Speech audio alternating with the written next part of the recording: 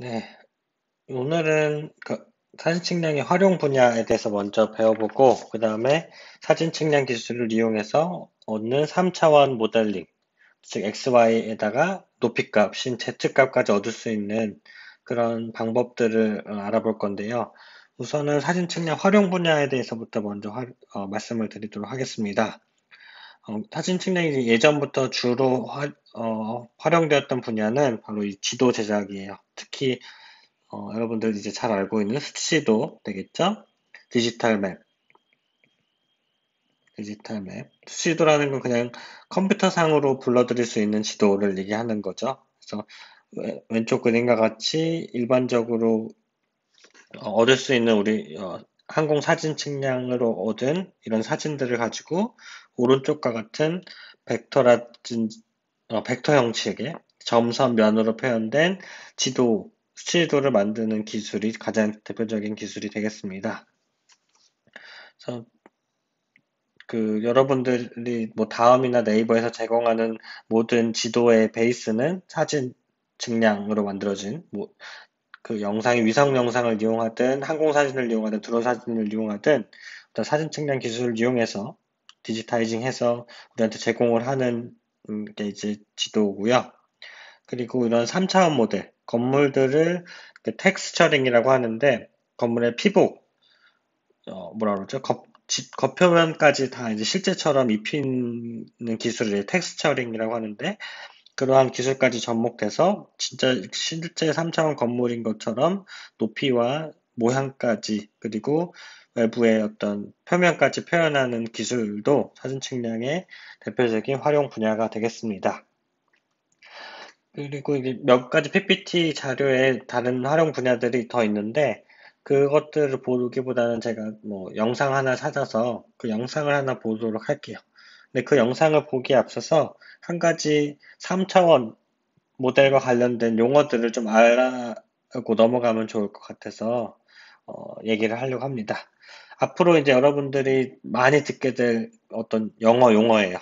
DM이나 GSM이나 DTM 이러한 용어들이 있는데 이러한 용어들을 명확하게 이해를 하고 이들의 차이점이 뭔지를 알고 있어야 이 다음에 배우는 것들이 더 이해가 잘 될 것 같습니다. 그래서 DEM, GSM, DTM 이렇게 이 세 가지가 대표적인 어떤 3차원 공간 정보를 표현하는 영어 용어인데요. 일단은 이런 용어들이 있다 하면은 이건 3차원 정보를 말하는 거나 정도는 이제 당연히 이제 알고 있으면 좋을 것 같고 좀 더 나아가서는 이 DEM과 GSM과 DTM이 어떤 차이가 있는지를 한번 짚고 넘어가 보도록 할게요. 먼저 가장 일반적으로 쓰이는 이제 DEM부터 볼게요. DEM은 뭐의 약자냐? 어, 옆에 영어가 있긴 하지만 다시 한번 써볼게요. 디지털 엘리베이션 모델. 자, 여기서 엘리베이션. 요게 이제 다 다르죠? DSM, DTM과 다른 부분이 요 가운데 글자예요. 자, 엘리베이션은 한국말로 하면은 뭐 어떤 느낌이에요? 높이죠? 고도 이런 거죠. DM을 한국말로 표현하면 수치, 표고, 모델이라고 해요. 표고가 이제 높이라고 표현하니까. 한국말로 하면 사실 더 어려울 수도 있어요. 그 다음 볼 게 이제 DTM. 디지털이랑 모델은 똑같고, 터레인. 이렇게 표현을 해요. 터레인은, 지형에서 수치, 지형, 모델. 이게 이제 DTM이고요. 마지막 DSM은, S는 서피스. 서피스는 뭐죠? 표면. 그죠? 표면을 얘기한다. 그래서 요거는 수치, 표면, 모델 이렇게 나눌 수가 있습니다.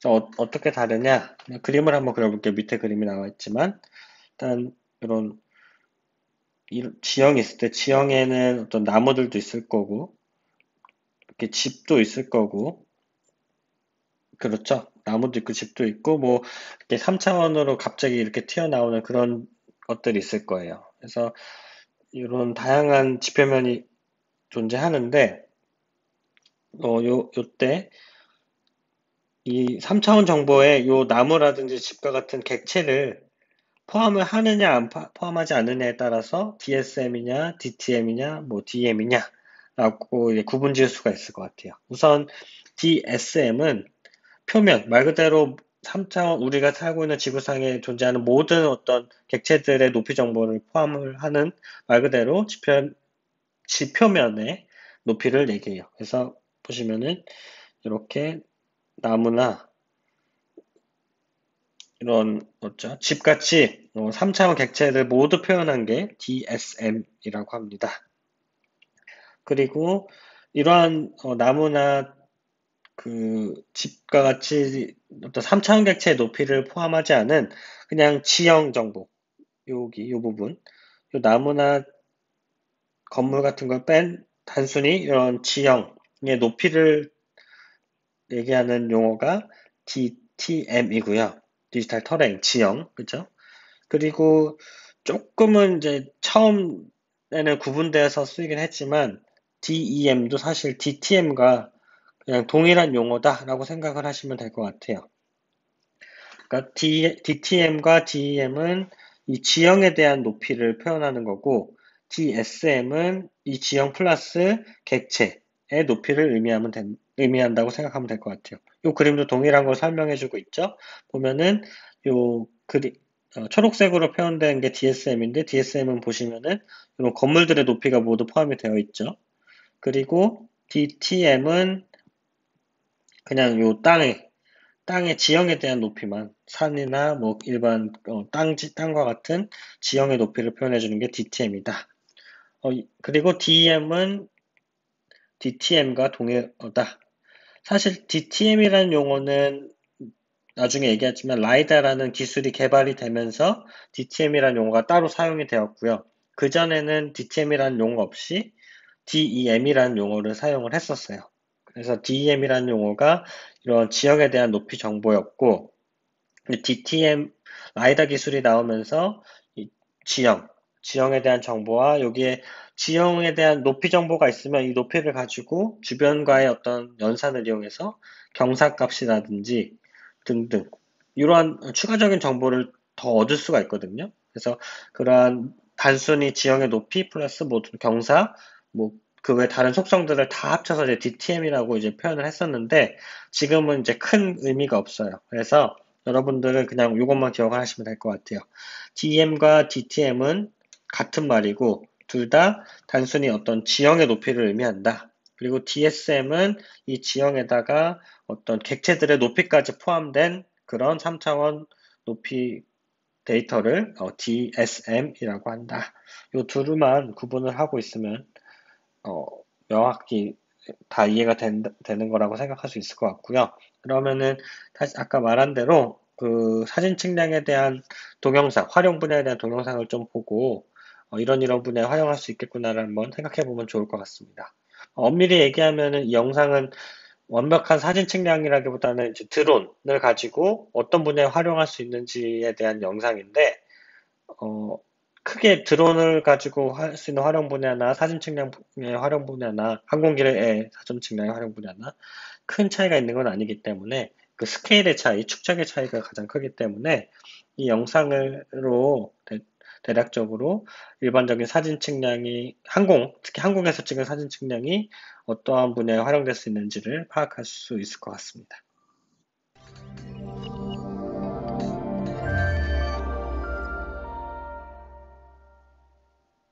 Drones are versatile tools that can be used for a wide variety of applications. One of the newer use cases for drones is to help create 3D models, thanks to special software programs that can turn aerial images into digital spatial models. Here's what you need to know about 3D models, how you create 3D models with drones, and how these 3D models are being used across different industries. First, what is a 3D model? It's a three-dimensional representation of an object created by plotting individual points in 3D space along the x, y, and z axes. The points are connected by geometric shapes, such as triangles, lines, or curved surfaces, to form the model. You can create a 3D model manually by using 3D modeling software, by using an algorithm, or by scanning a physical object. And this is where drones come in. Drones are essentially airborne scanners that can be used to turn large objects, such as buildings, construction sites, or simply large land areas, into 3D models thanks to a process called photogrammetry. Photogrammetry is the science of making measurements from photographs, particularly aerial photographs.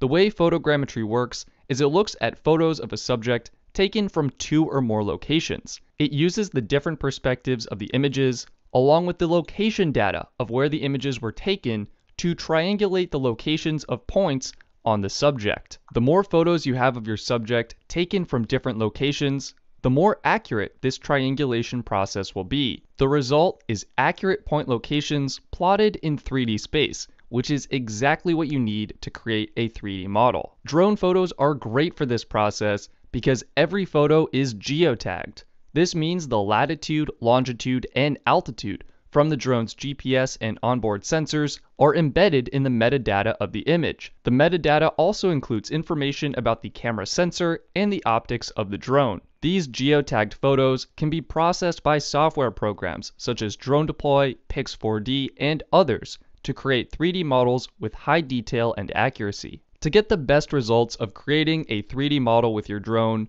you need to do 2 things. First, you need to make sure there is a 60 to 70% overlap between your aerial photos. This helps the triangulation process be more accurate and track the same points between images. Flight apps such as DroneDeploy and Pix4D Capture allow you to create automated flight paths and set your desired image overlap. The second thing you need to do is make sure you capture photos of your subject at different angles and altitudes. Typically, you want to capture straight down images from around 100 to 200 feet. Then you want to circle your subject at a high altitude with about a 30-degree angle. Next, fly at a middle altitude with around a 45-degree angle, and lastly, fly at a lower altitude with a 70-degree angle. You of course also want to adjust your radius to keep the subject in frame. Capturing these different angles and altitudes helps create a higher quality 3D model by providing texture and image data of both the sides of the building and the top of the building. You can then use a software tool to process your images and create your 3D model. You can find more information on creating 3D models with your drone in our article linked in the video description. So, how are these detailed 3D models being used across different industries? The construction industry has seen a huge benefit from drone imagery, mapping, and 3D modeling software. Construction firms can monitor progress of their construction sites with regular updates, and they can easily inspect different areas on the site. The accuracy of the 3D models also means they can be used to calculate distance, area, and volume measurements. Land surveying has also seen tremendous benefits from drone technology. Not only has it gotten easier to get an up-to-date view of a landscape, but you can create detailed bare earth models, digital surface models, and true orthomosaics, along with generating 3D models of the terrain. Firms specializing in inspection services can also utilize 3D models and drone mapping technology. They can safely inspect previously unseen angles of properties and equipment more safely and more efficiently. They can spot potential problems with detailed 3D models, add annotations, and see the original imagery for a better look at a particular area. Energy firms benefit from these kinds of tools as well. Much of their equipment is larger, more dangerous, or in challenging to reach locations. The ease of inspecting equipment with drones and 3D models can help make sure inspections happen more frequently, reach more dangerous or challenging to reach locations, and help ensure the safety and longevity of the equipment.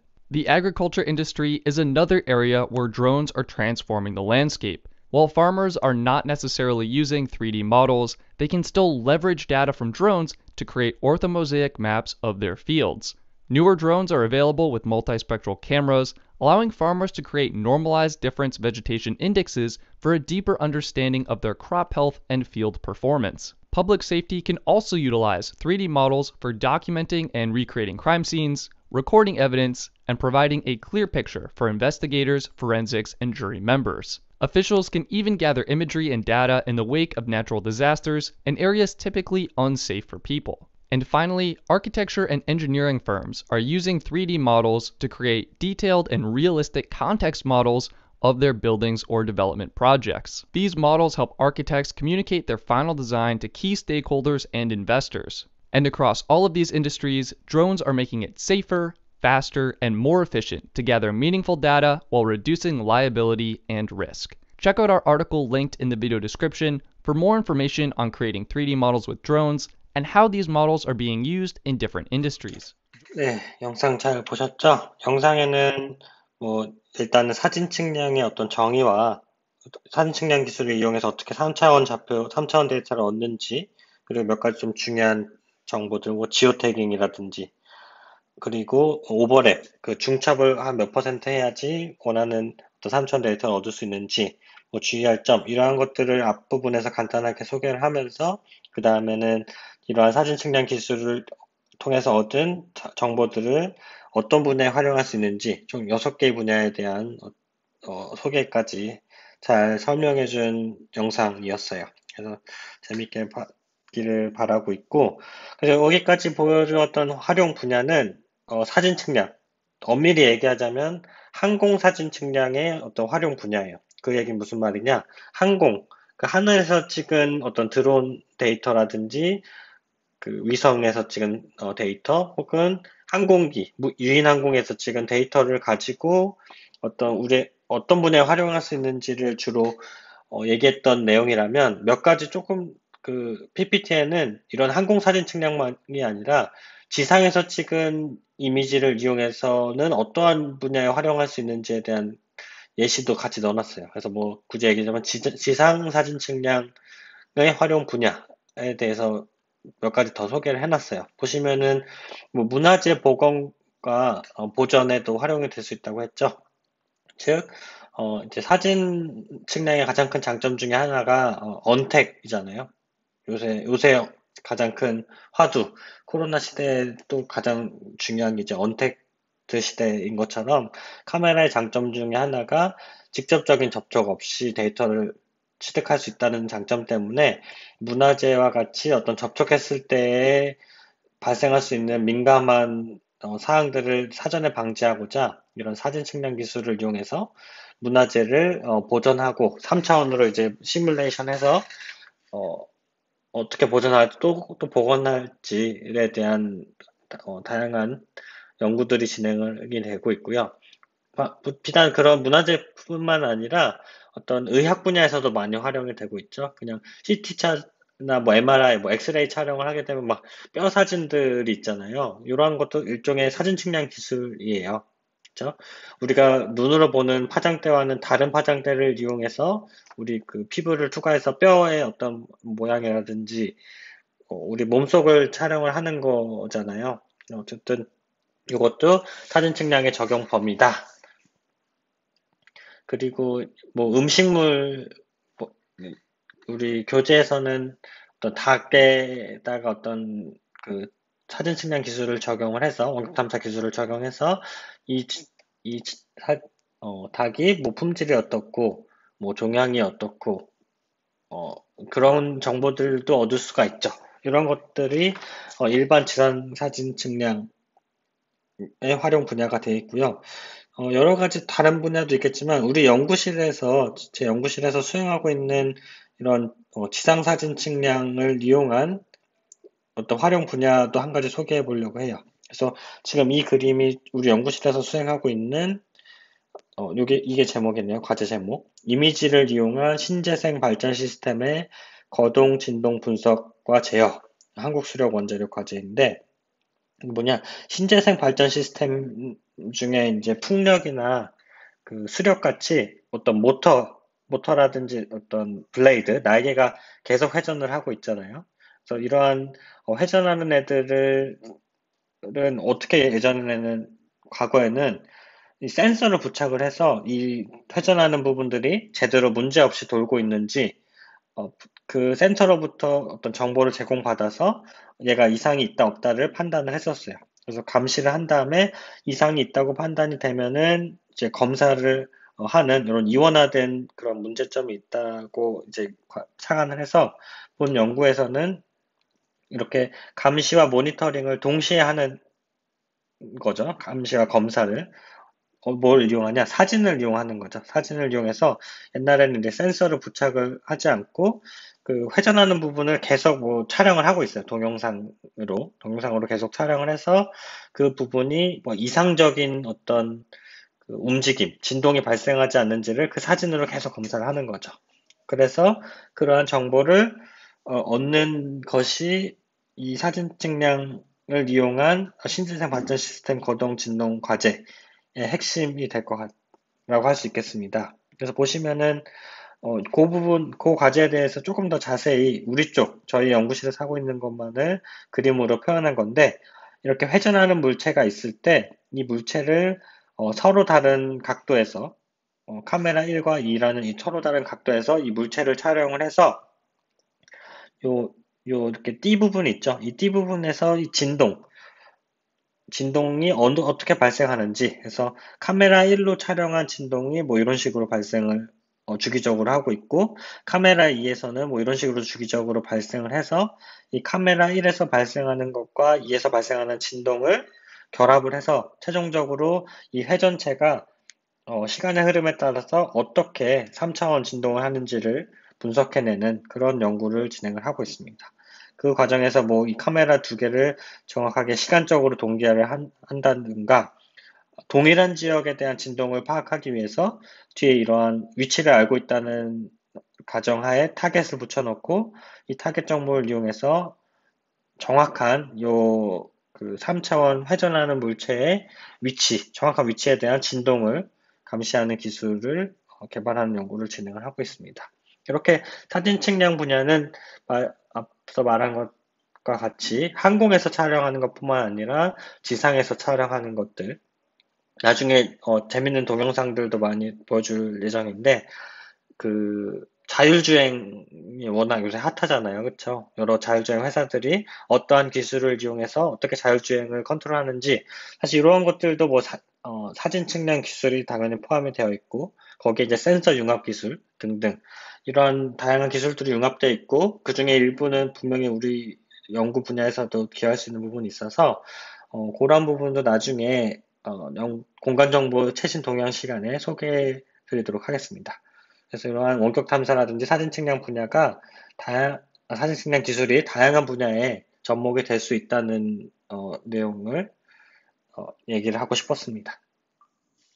네, 다음은 사진 측량을 이용해서 3차원 모델링, 즉 3차원 정보를 얻는 방법에 대해서 같이 얘기를 해보도록 하겠습니다.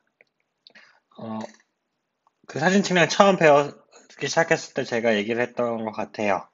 그 3차원 정보를 얻는 방법이 두 가지가 있다고 했었죠. 하나는 사진 하나. 사진 하나를 가지고도 3차원 정보를 얻을 수는 있다. 뭐 다양한 제약이 있지만 그리고 중복 사진. 이거는 뭐 입체 사진이라고도 한다고 했죠. 뭐 스테레오 사진이라고도 해요. 스테레오. 중복 사진, 입체 사진, 스테레오 사진으로도 3차원 정보를 얻을 수 있다. 그래서 단사진이라는 그 사진 한 장을 가지고 높이를 얻는 방법은 어떤 정보를 이용하면 된다 혹시 기억을 하시나요? 기복변이라는 걸 이용을 한다고 했었죠. 기복변이를 영어로는 릴리프 디스플레이스먼트라고 하고요. 다음에 중복사진, 두 장 이상의 동일 지역을 다른 각도로 촬영한 사진을 가지고 3차원 정보를 이용해서는 시차, 이 시차의 차이를 이용한다고 했고, 이 시차는 패럴럭스라고 표현을 합니다. 옆에 더 나와 있긴 하지만, 그래서 단사진을 이용해서도, 그리고 중복사진을 이용해서도 3차원 정보를 얻을 수가 있고, 각각 요거는 단사진, 기억변이는 단사진, 시차는 입체사진. 요거 가지고 어떻게 3차원 정보를 이용하는지를 이제 수학적으로 설명을 하는 부분이 있고, 그에 앞서서 이제 투영이 무엇인지, 앞에서 배운 좌표계 할 때 투영에 대해서 배웠었죠. 그거와는 조금 또 뭐 비슷하지만, 다른 사진 측량에 맞춰서 비워야 할 개념들은 두 가지가 있어요. 정사투영과 중심투영. 이 둘이 어떻게 다른지, 어떤 특성이 있는지를 보고, 그래서 왜 기복변이가 생기고, 이걸 가지고 왜 기복변이를 제거해야 되고, 한편으로는 기복변이를 가지고 왜 어떻게 높이 정보를 얻을 수 있는지, 이러한 것들을 순차적으로 배우도록 하겠습니다. 오늘은 투영의 정의와 특성에 대해서만 먼저 살펴보도록 할게요. 자, 얘기한 대로 투영은 정사투영과 중심투영이 있어요. 정사투영은 orthographic projection이라고 하고, 중심은 central projection 이렇게 얘기합니다. 자, 정사투영이라는 걸 먼저 보면은, 정의를 보면은, 지형상의 모든 점들은 기준면의 수직으로 투영되어 있다. 그러니까, 이게 핵심이에요. 기준면의 수직으로 투영된다. 각각의 투영 중심점에서. 그래서 가장 대표적인 게 지도예요. 지도라는 거는 지형을 기준면으로 정사투영해서 일정한 축척으로 재현한 것이죠. 그러니까 앞서 말했던 뭐 좌표계 때 배운 투영들은 전부 다 이제 정사투영이라고 생각을 하면 될 것 같아요. 즉 이거는 정사투영은 지도와 관련돼 있다. 지도는 대부분 정사투영이다. 투영 중심점이 뭐 무수히 많다고 가정을 해서 그, 그 투영 중심점을 수직으로 지표면에 내린 것이 정사투영이다. 라고 얘기를 하면 되고요. 중심 투영이라는 거는 뭐냐? 지형상의 모든 점이 투영 중심점을 통해서 기준면으로 투영되는 방법이에요. 그래서 예를 들면은 사진이 투영 중심점이 있겠죠. 렌즈가 투영 중심점이 돼서 하나의 렌즈를 기준으로 뭐 상하 반전도 되고 좌우 반전도 되고 그 렌즈와 이제 초점 거리, 렌즈와 대상물 간의 거리에 따라서 스케일도 고려가 되고 결정이 되고 이러한 것들이 이제 중심 투영이다. 그래서 정사 투영은 지도, 중심 투영은 사진과 관련된 투영 개념이 되겠습니다. 자, 왼쪽은 정사 투영, 오른쪽은 중심 투영의 예시, 투영물의 대상물의 모습을 그림으로 그린 거예요. 보면은 뭐 사각통이나 원통이나 건물이나 정사투영, 지도에서는 그 윗면만 보이죠? 보면은 이렇게 윗면만 동그라미로, 네모로 이렇게 표현되는 걸 알 수가 있는데 이 중심투영이라고 하는 거는 윗면뿐만 아니라 투영 중심, 카메라 주점을 중심으로 방사 방향으로 이렇게 멀어지는 방향으로 옆면도 보이죠? 이게 기복변이와 관련된 개념인데 이렇게 옆면들이 보이고 그 이후에 이제 윗면, 즉 윗면의 위치와 아래 밑면의 위치가 다르죠. 높이가 있는 건물들.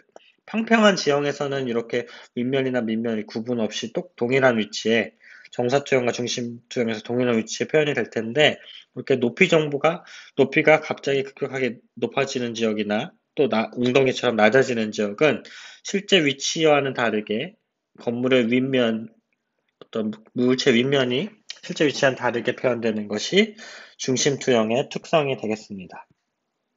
자, 다른 관점으로 옆에서 본 관점으로 한번 정사투영과 중심투영을 비교해 볼게요. 왼쪽은 정사투영인데 A, B, C, D, E라는 다섯 개의 지점을 관측을 하려고 해요.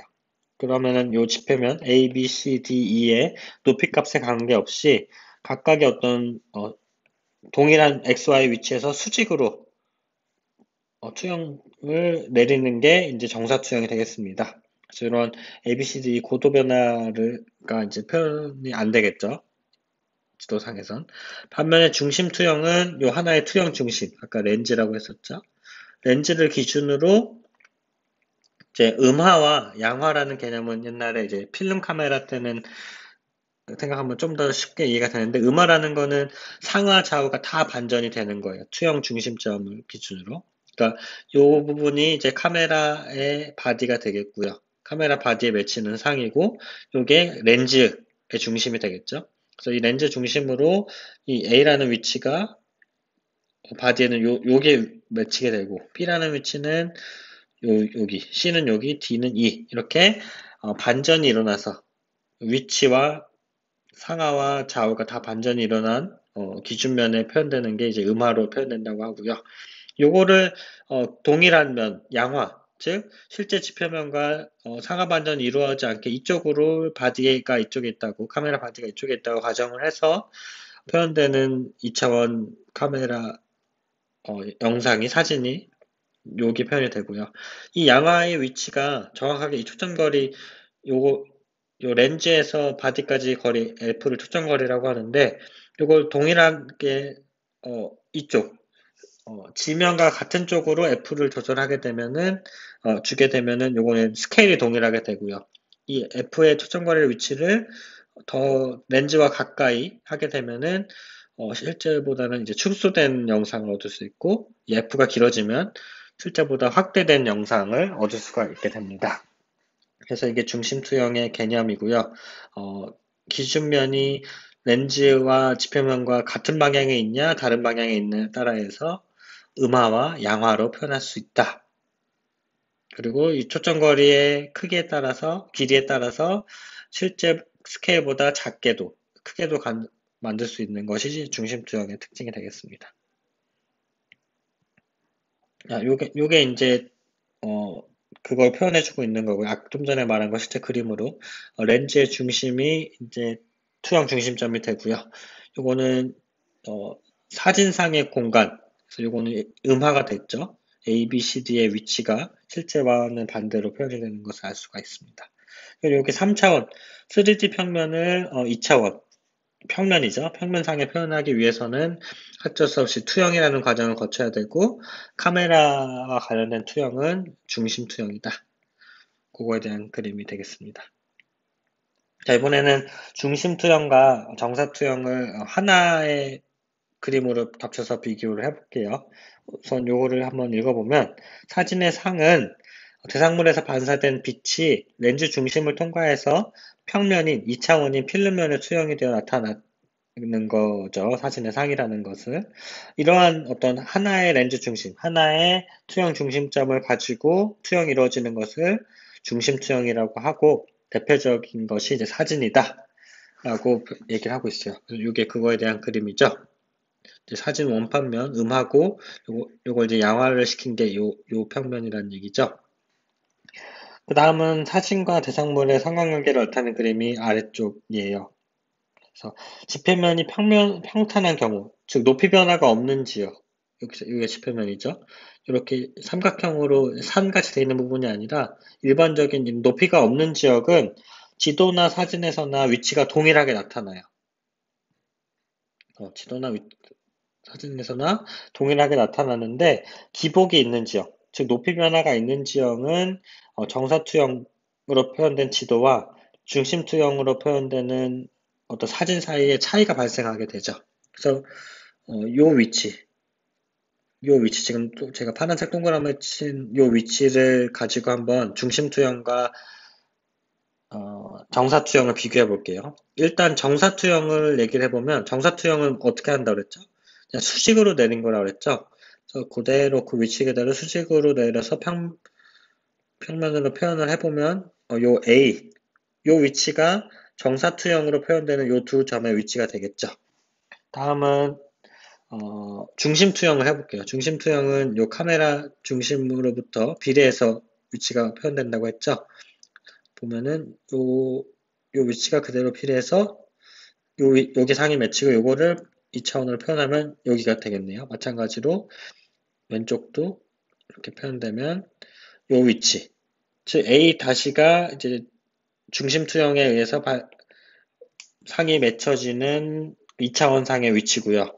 요 A가 정사 투영에 의해서 맺혀지는 어떤 요 P라는 높이가 있는 곳의 위치가 되겠습니다. 이렇게 정사투영의 위치와 중심투영의 위치가 다르다. 이 높이가 있는 지역은. 하면은 이렇게 높이가 없는 이시표면에서는 동일해요. 그대로 쭉 이렇게 가게 되면 그대로 여기에 맺히게 되고 중심투영에서는 정사투영도 마찬가지로 그대로 쭉 내려가면 이렇게 동일한 위치 정사투영과 중심투영이 동일한 위치에 맺히게 된다. 높이 변화가 없는 평평한 지역일 경우에는. 그래서 높이 변화에 따라서 정사투영과 중심투영에 의해서 발생할 수 있는 어떤 위치 차이가 있고, 요건 이제 다음 시간에 하겠지만 이렇게 정사투형과 중심투형에서 같지 않는 요 AA 길이 이거를 우리는 기복변이라고 얘기를 할 수 있을 것 같아요.